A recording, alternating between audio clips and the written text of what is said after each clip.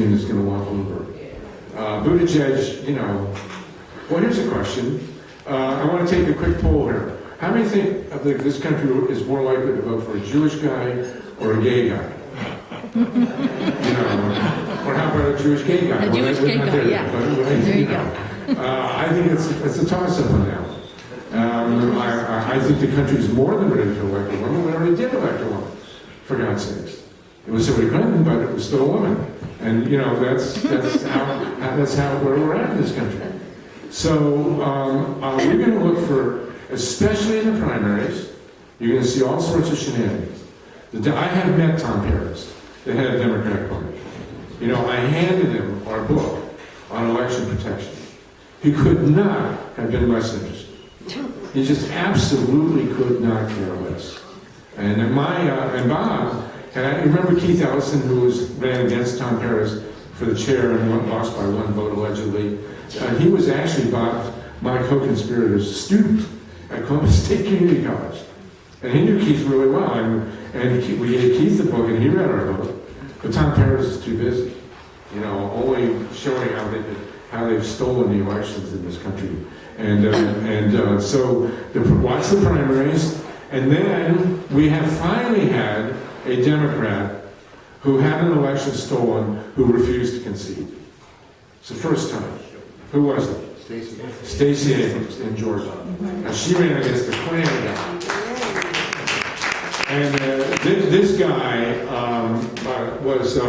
he is a Klan guy. I mean, he's from the Ku Klux Klan. As is Donald Trump's father, by the way. Donald Trump's father was a Ku Klux Klan supporter. And he was also an anti-Semite and a mobster. And what people miss about Donald Trump, I mean, the good thing about Donald Trump is we don't have to listen to this Cold War crap anymore. We all grew up with this, communism, capitalism. It's BS. Of course, we're now hearing socialism versus capitalism, which is a more interesting discussion.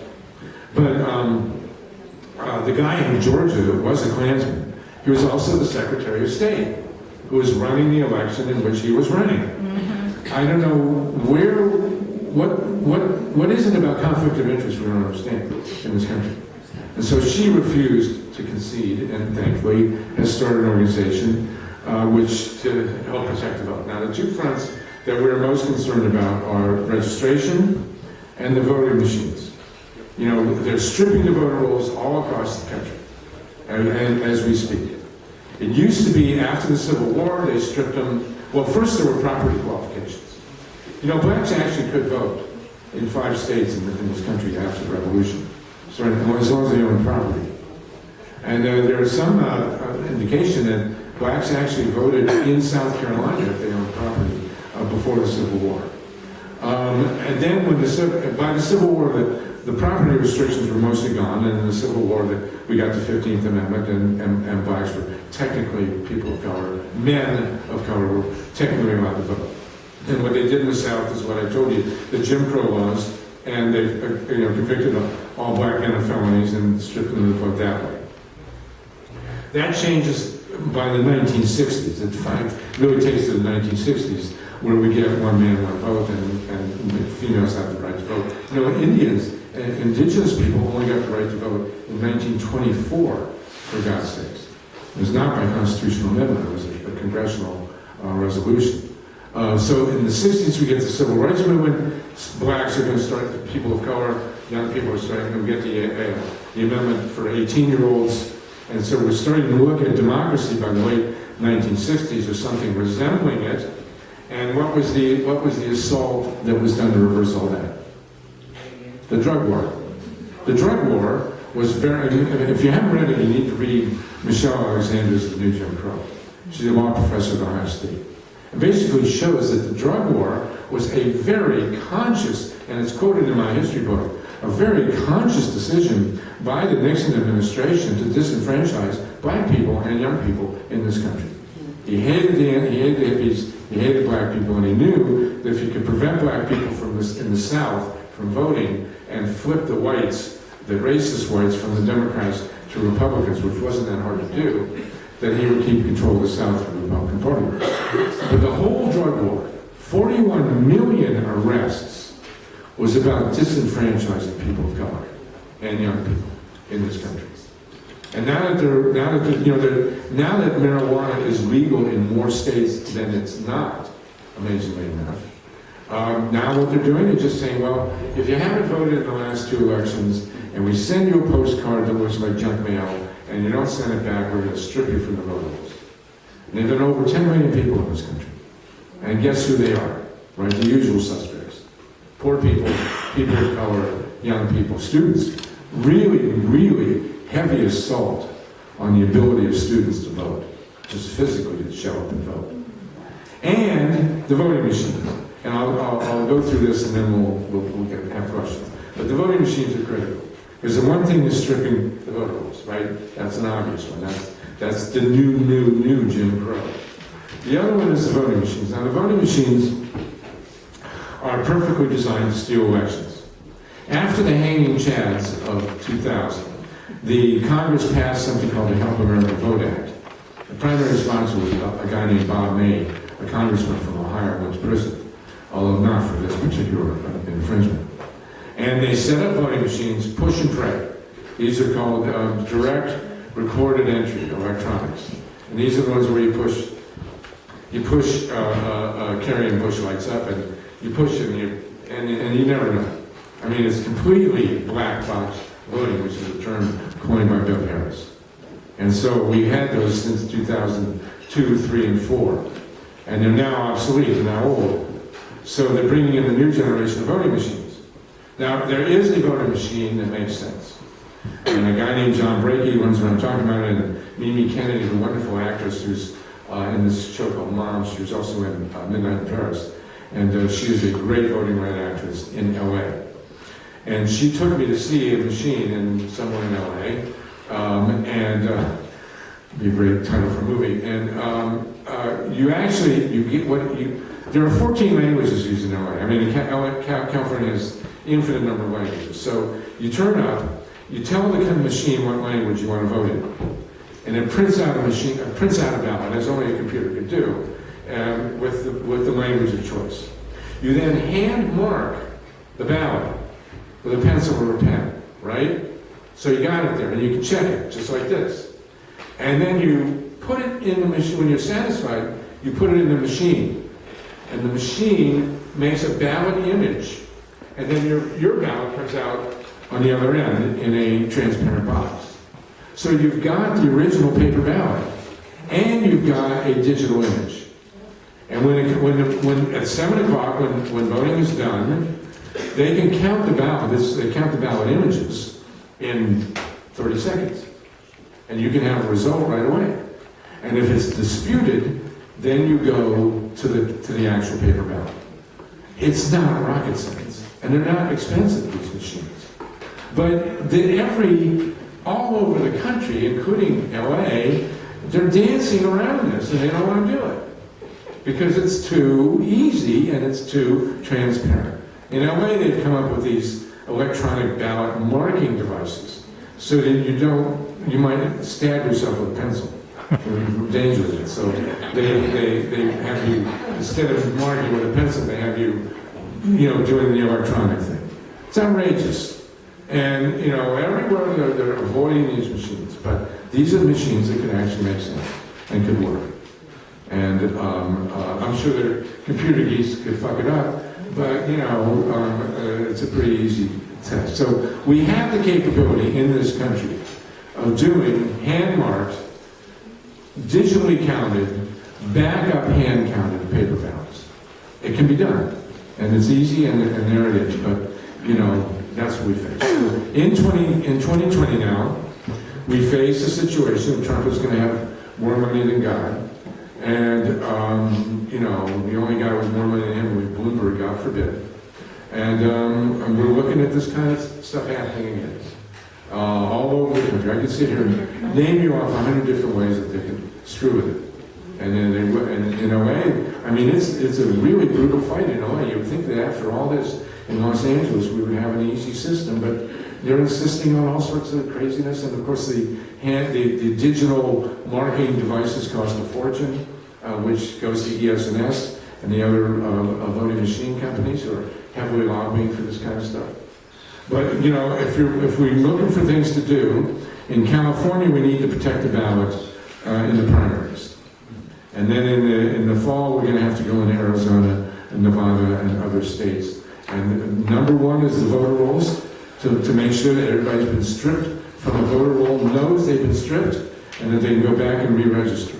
We're talking about more than 10 million people across the country. And then come election day, we're going to have to look at all these ballots and all these machines and all these provisionals and all the other crap that they're going to hand to us, and we're going to have to deal with that too. Because God forbid, and I never say that Donald Trump might get reelected. It is impossible to reelect Donald Trump because he was not elected in the first place. And,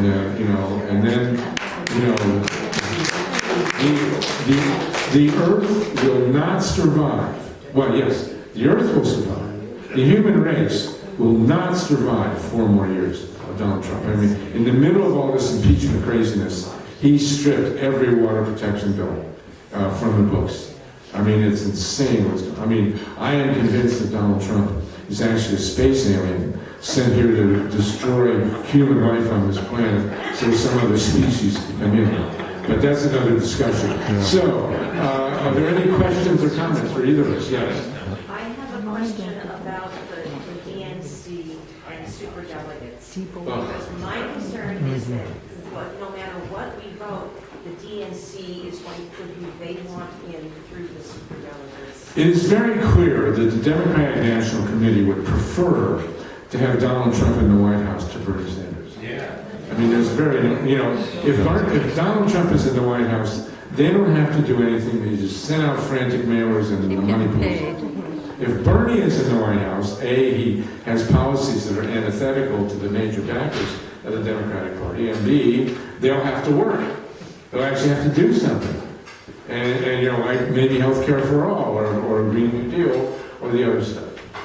So, yes, they're going to do whatever they possibly can to prevent Bernie Sanders from being the nominee. And you got to hand it to Bernie. I mean, I'm 74. I don't know how he does what he does at 78. Really, he seems to be in pretty good shape, and knock on wood, he stays in good shape, and we continue with him. So, yes. Quick question on 2004 in Ohio. Yeah. The midnight transfer, actually, I think they brought up the system crashed in Ohio, and they had to bring up the backup system in Tennessee, was it? Yes. And that's when the vote split? Yes, it flipped. It flipped. The vote count, the electronic vote count in Ohio in 2004 was managed by a company that's affiliated with the Bush family and was a no-bid contract. And the servers that were counting the votes in Ohio were in the basement of a building in Chattanooga, Tennessee, right next to the servers that handled the mail for the Republican National Committee and for Karl Rove. So it was all very convenient. And then we conducted a legal case, a very high-powered legal case that we won. I was the plaintiff. They refused me a ballot. I lived in Ohio for many years in the same place. And they refused me a ballot. I don't know what the excuse was. I found it the 4th time I called the Board of Elections, and I said, listen, I'm with the media, and I got my ballot. But I was a plaintiff to this suit. Oh, you'll love this. We won a federal lawsuit stating that all the ballot materials from the 2004 federal election had to be preserved, which is federal law anyway. And the Secretary of State, who was a Democrat at the time, set up a repository in Columbus. And the 88 counties in Ohio were supposed to send all related federal ballot materials to this repository in Columbus. And when it came time for the 88 counties to deliver, 56 of the 88 counties could not deliver federal ballot materials, which were mandated under the federal law and by a federal court decision. In one case, they said that a coffee urn spilled on the ballots. In another case, they said that they were mistakenly put out with the recycling. I mean, it was like the dog ate my homework in 56 88 counties. Yes, you have some. Yeah, one mystery that's it's a mystery to me, certainly. Okay, the electoral college, who in the hell elects these electors? That's a question, that's a part of my question. The other question is it true that they can go to a small top state like Wyoming? You know, it's what, 700,000 people now, that maybe 300,000 actually vote. And so all they gotta do is tweak one vote over the 50-50 line to get that electoral. Yeah. Is that it? Is that it? Right. And what's the... Except Wyoming has 3/5 of the vote. I'm sorry, that's a joke. Yeah. And what's these electoral? The parties. Who elects the electoral? The campaigns choose their electors. You don't vote for a candidate. You technically do not vote for president. You vote for the electors who are going to vote for presidents. And the electors are free to vote for whoever they want to, actually. It's happened where people showed up to the electoral college and flunked. Sorry, they changed their vote. And they're not legally bound to vote for the person that they were chosen to. It's insane. And what about this change, like Texas polls is, we'll close the polls just before 5 o'clock or something like that. And they get away with, they're supposed to be open, but they get away with, the states have tremendous leeway to do what they want. Federal law that those polls stay open. Yes, there should be. Until 8 o'clock. Right. Ken, before you go, can we talk about the poll tax in Florida? The poll tax? In Florida. The poll tax what? In Florida. In Florida. What happened was that Floridians had this, ex-felons were not allowed to vote. And they changed that law by referendum, and so ex-felons are allowed to vote. But then the legislature stepped in and said that if you have unpaid fines relevant, related to your felony conviction, you can't vote. And so they reversed the reversal in Florida. And this is still being fought over, yes. So I have an idea. Uh-huh. The fund of about $375 million could buy back the votes of the 500,000 poorest of those 1.4 million people. Bloomberg could do it, actually. Bloomberg could do it by And himself. they could write a check. Look at Tom Steyer. So could Tom Steyer, yeah. Although Tom Steyer only has 1 or 2 billion. He's not like the same. I have met Tom Steyer, by the way. He's a very nice guy, Tom Steyer. And very sincere. I want Tom Steyer to fund the national campaign to protect the vote. Yeah. So we're going to have a national conference in North Carolina and then in LA, but we need funding for people to go at every state and every polling place and protect the vote and make sure that people who've been stripped can be registered. I mean, that's important, yes. What about the change in absentee ballot tendencies and whether votes count and not just the provisional, but if they pass absentee ballot, if you turn it in at a polling place, and I'm sure this varies county to county, even as well as state to state, but I mean, there's been discussion amongst my friends about whether to vote early or not, or if that just means they're never going to get counted, or if there are efforts to make sure it makes sense to try to get it in early. Here, Jim's going to comment. There's two kinds of audits, and the one that we've been using traditionally got rewritten, and it says the counties will pick 1% of the precincts at random to do an audit, to do a recount. Now, that law does not say what happens if we find an irregularity. People say, oh, yeah, okay. But the law does say every ballot that has been received by the Board of Elections by election night has to be audited or be subjected to being audited. Those that arrive when you send in your ballot, they can arrive on Friday. Those do not have to be audited. That's up to the county. So that's an important distinction, and I think you're better off to bring in that ballot before election day or early, and it's got a better chance of getting audited. Right.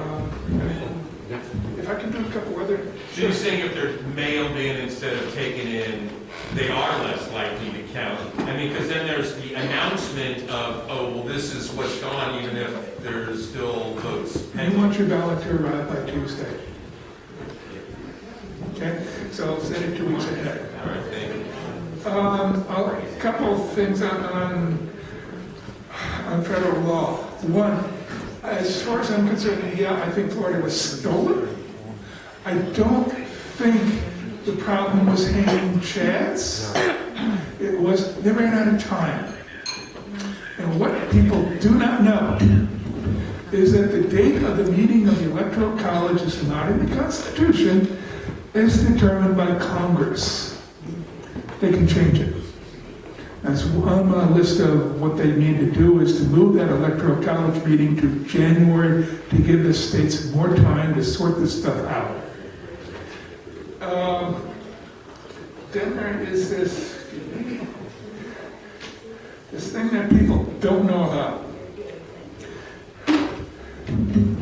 Article 1, Section 4 of the United States Constitution reads as follows.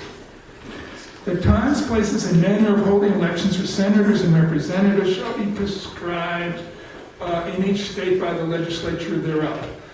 But, what follows with the but is really important. The Congress may, at any time, by law, make or alter such regulations. In other words, Congress can eliminate gerrymandering in the House of Representatives with one bill. And nobody's talked about this, other than Congresswoman Zolofkin was mentioned it 10 years ago to me.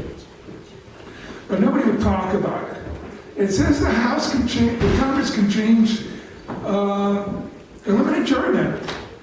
And finally, we had H.R. 1 introduced last year, which is a gigantic bill, and it was mostly under the control of Zolofkin, who's in San Jose. And there's a little clause in there that's going to eliminate gerrymandering in the House. People don't know this. Zoe does, and obviously it's not going to get through the Senate, but keep this in mind.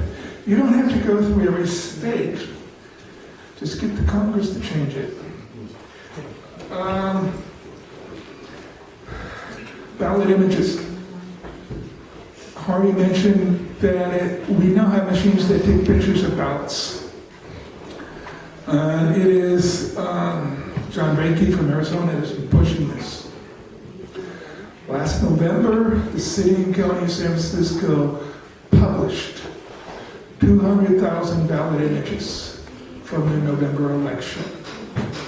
This is the first time anybody has done this in the country. Reiki's been trying to sue states and counties right and left. Well, the registrar in San Francisco just did it, and he's going to do it again. This is legal. If we can get our hands on those images from every machine, we have a way to double check it. There is a caveat. It is fully possible for the scanner that's taking the picture to fiddle with the image. It's not easy, but it can be done. And so we need to double check the images or some percentage of it to verify that they're okay. And last thing, the HAVA bill, when I read it in 2005, said that all the states are going to have to put voter rolls online. Harvey Wasserman. When I saw that, I said, oh my God. Every state now in 2020 has got their voter rolls on the internet. Make whatever conclusion you want from that, but we face a new challenge. Thank you, Harvey. Thank you. Okay, it's actually 2 minutes to 6. I know this is inconceivable. We might actually end on time. Does anyone, we'll have to change the name of this town. Yes. Can you go into that further? Yes, what happened was that we actually went into court after the decision where we won to get the ballot materials delivered to Columbus where they never made it. We actually went into federal court and we were cross-examining Michael Connell, who was the Bush guy who was in charge of the electronic vote count in Ohio in 2004. and we had him set to testify, and he somehow died in a mysterious plane crash. Paul Wellstone and so many other people that we know. Any other questions or comments? One last one, yes. The affiliations of Buttigieg with CIA and voting machine companies, what's the lowdown on him? I don't know the lowdown on Buttigieg. I'm probably less interested in him than almost any other human being I've ever seen. Him and Amy Klobuchar. I don't know the whole full story of Pete Buttigieg, and I don't know why he's doing so well. But you know, I'm suspicious. Let's put it that way. I think that Bernie is clearly the candidate of choice for the grassroots of people who call themselves Democrats. And I do have here, and I want to make sure you all see it. This is a copy of, except for the First Amendment of the Constitution of the United States, which is my favorite of all documents. This one is, because it's actually the law, and I can recite it, but I won't. But this is the Economic Bill of Rights. This was drafted by Franklin and Eleanor Roosevelt. And Franklin Roosevelt read this over the radio and towards the end of World War II in 1944, and it was adopted as a joint resolution of Congress. And it states that every person in the United States, every person in the world really, when Eleanor made it into the Universal Declaration of Human Rights, every person in the United States has a right to an income, to an education, to a home, to clothing, to transportation, to medical care. This is basically what Bernie Sanders is running on. And it's already a joint resolution of Congress. Everybody on the left in this country, everybody in this country, period, should know of the Economic Bill of Rights. And that's what basically, you know, Bernie's not really a socialist. He just plays with on TV. He's a social democrat.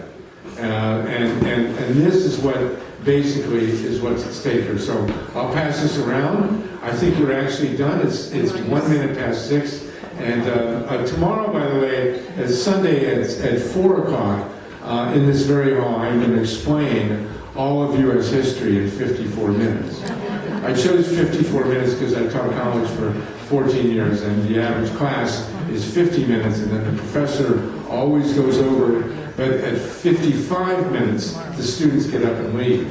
So it will be 54 minutes tomorrow at 4 o'clock, and I'll explain all of U.S. history. Meanwhile, we will now have a wonderful potluck, and around 6:30 or so, we'll reconvene with Joanna Macy and John Giesman, and Linda Seeley, and we'll talk about shutting Diablo Canyon. Thank you very much for your time. Thank you.